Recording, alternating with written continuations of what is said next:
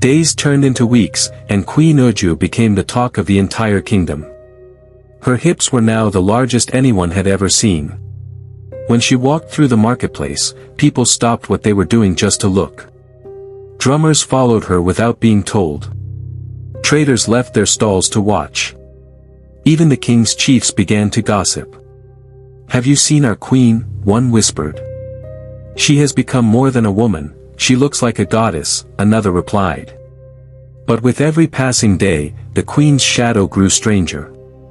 At night, when the palace was quiet, Njidika would wake up and see it moving on the wall. It did not walk the same way Queen Uju walked. It danced. Sometimes it laughed, even when the queen was silent. One night, Njidika gathered courage and said, "My queen, this is not normal."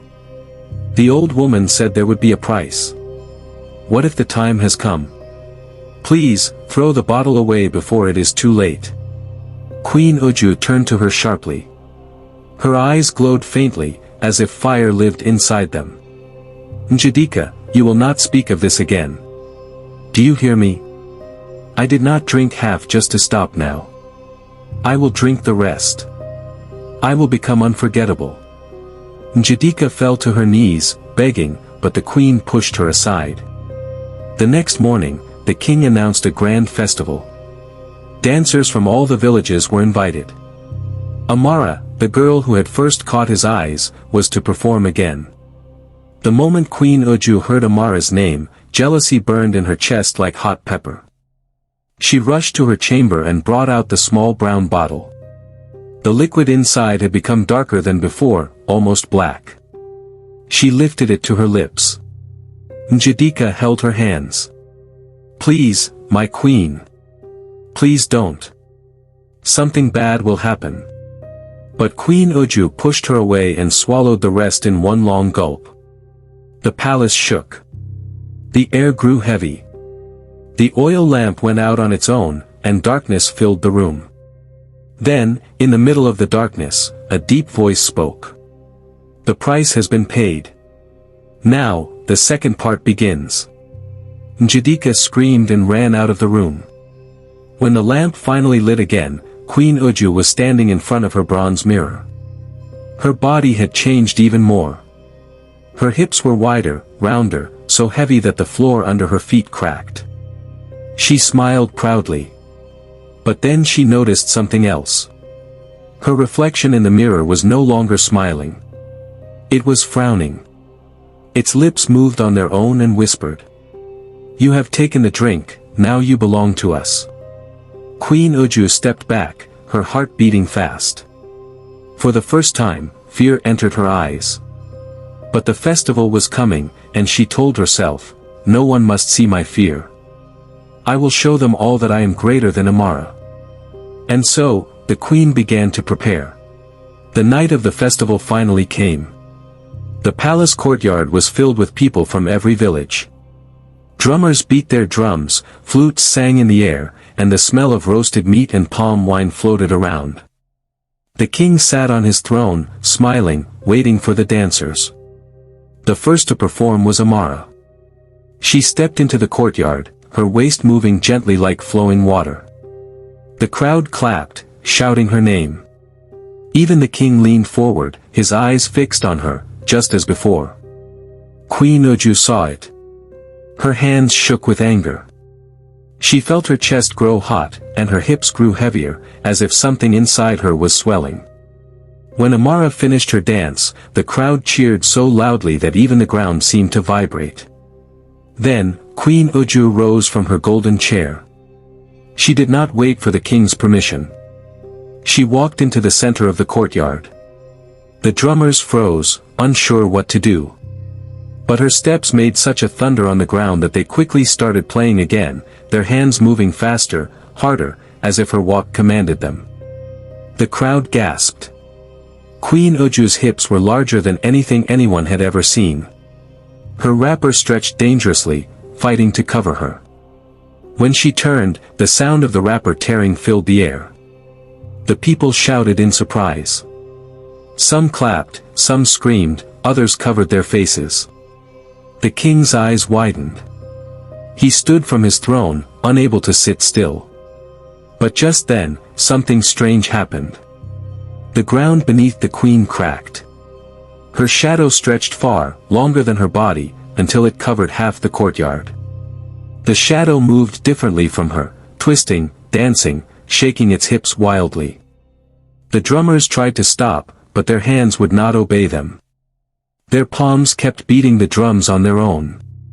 The flutes played by themselves. The crowd could not move. It was as if an unseen force held them still. Queen Uju raised her hands proudly, but her smile did not last long.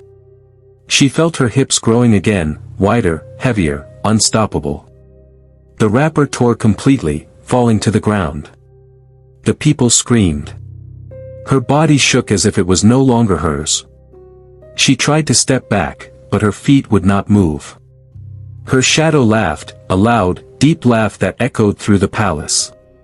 Then it spoke. "You drank the bottle. You belong to me now." The crowd fell silent. The king shouted, "Who is speaking?" But Queen Uju knew. It was the price the old woman had warned her about. Her body bent backward unnaturally, and the voice spoke again through her mouth. "I gave her the biggest nyansh in the kingdom, now she is mine." The people screamed and began to run. Amara fell to the ground, covering her face. Njadika cried loudly, begging the gods to forgive them. The king stepped back, fear all over his face. And in the middle of the courtyard, Queen Uju laughed a laugh that was not hers. Her eyes glowed like fire. Her shadow danced wildly, shaking and twisting, as if mocking everyone who watched.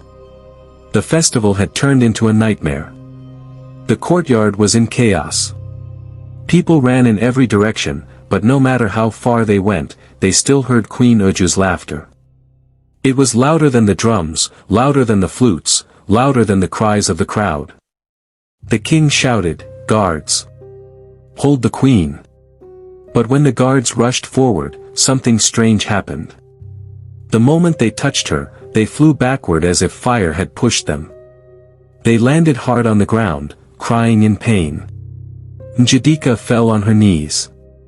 She was shaking all over. "My queen, please fight it. Please remember who you are." But Queen Uju's voice had changed. It was no longer soft or royal. It was deep, heavy, and filled with power. "I am not your queen anymore," she said. "I am what she asked to become." The shadow behind her grew taller, stretching to the palace roof. It spread across the walls like smoke. And then the old woman's voice was heard, even though she was nowhere in sight. She wanted the biggest nyansh in the kingdom. She wanted to be unforgettable. Now she will never be forgotten. Not in this life, not in the next. The crowd screamed louder. Some fainted. Others hid behind the palace pillars. The king's heart beat fast. He looked at Amara, who was still kneeling on the ground. Her body shook with fear. For the first time, he wished he had never looked at her that night, wished he had never made Queen Uju jealous. But it was too late. Queen Uju's body was now moving on its own. Her hips shook violently, making the earth crack deeper. The palace pillars trembled as if they would fall. Dust rose into the night sky. Njadika, still crying, shouted, "Old woman! You have taken enough. Please leave my queen alone." The voice laughed. "Leave her? No, she belongs to me until her last breath." That was the price. Then suddenly, Queen Uju's eyes cleared for a moment. She looked at Njadika, tears falling from her eyes. In a weak voice she whispered, "Njadika, help me." But before Njadika could answer, her body twisted again, and the deep voice returned, laughing. The king shouted in anger, "Whoever you are, spirit or demon, leave my wife at once." But the shadow only grew darker, wrapping around Queen Uju like a cloak. At that moment, lightning flashed across the sky. Thunder roared. The palace shook. Queen Uju screamed loudly, a scream that was both hers and not hers. Her body shook, her hips grew wider and wider until her wrapper exploded into pieces. The ground beneath her feet opened like a hungry mouth. The people cried out in fear. The king stretched his hand toward her. "Uju," he shouted. For a brief second, her eyes cleared again. She looked at her husband, tears rolling down her cheeks. She whispered, "Forgive me." And then, before anyone could stop it, her body fell into the crack in the ground. The earth swallowed her whole. The shadow followed, laughing as it disappeared. The crack closed, leaving only silence. The drums stopped. The flutes dropped to the ground. Even the wind refused to blow. Queen Uju was gone. The king fell to his knees, holding his head in his hands. The people whispered among themselves. Some said she was cursed forever. Others said she had become a spirit of the earth. But one thing was clear, Queen Uju had gotten what she wanted. She had the biggest nyansh in the kingdom. But it had also taken everything from her. And from that day, no woman in the land ever wished for such a thing again.